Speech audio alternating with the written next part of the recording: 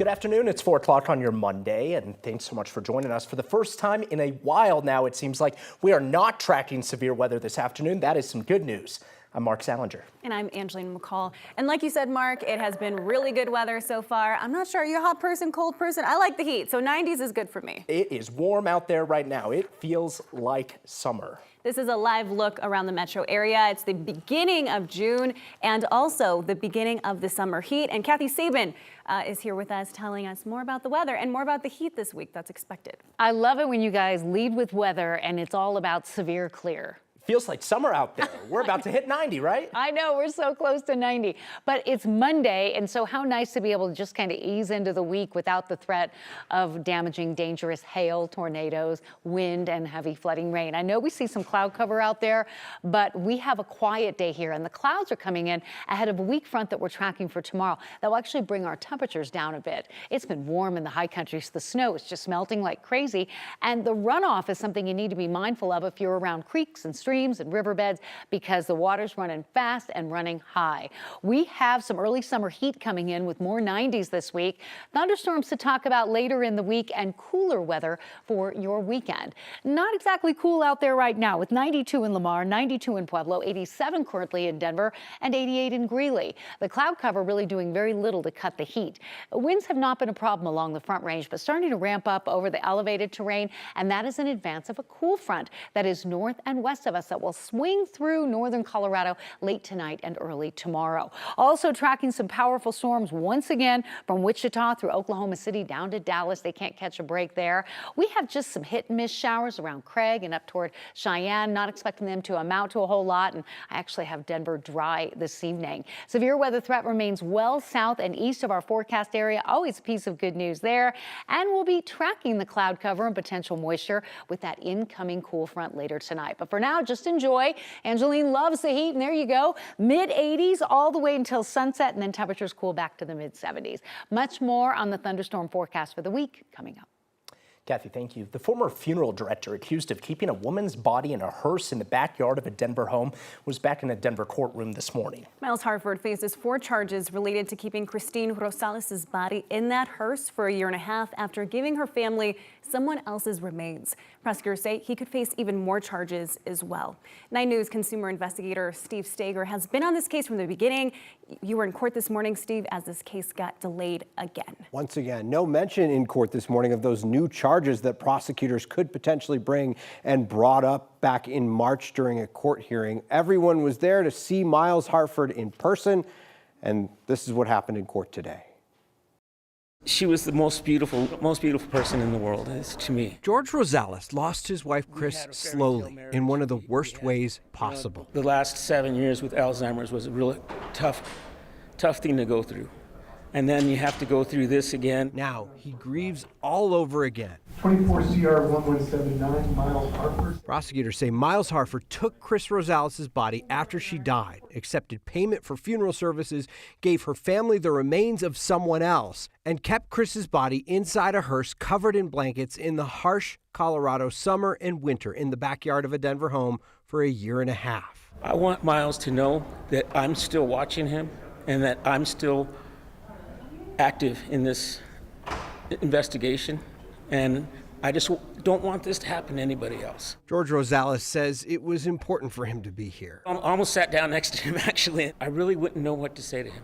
I'm sorry that we're in this situation together, and it's like, I know that he broke the trust of many people. People like Irene Lucero, who's made every court appearance too. Where's my money? She told Steve on Your Side she's paid Harford more than $4,000 to pre-plan her own funeral services. Money she fears is gone, along with peace of mind. The uncertainty is that now I don't know who's going to pick up my body. That's a big issue to me. Lucero and Rosales were here Monday morning for answers. We have some continued investigation and mitigation that needs to happen. And instead they got a delay. Sounds good. Thank you, Your Honor. The judge moving Harford's arraignment to mid-August. He squandered the money and broke everybody's trust. He needs to be accountable for it.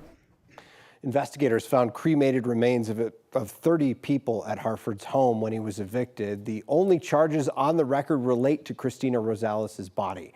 We asked the DA if there's any update about additional charges Harford could face. The spokesman told us there was nothing new to report. In the studio, Steve Stager, 9 News.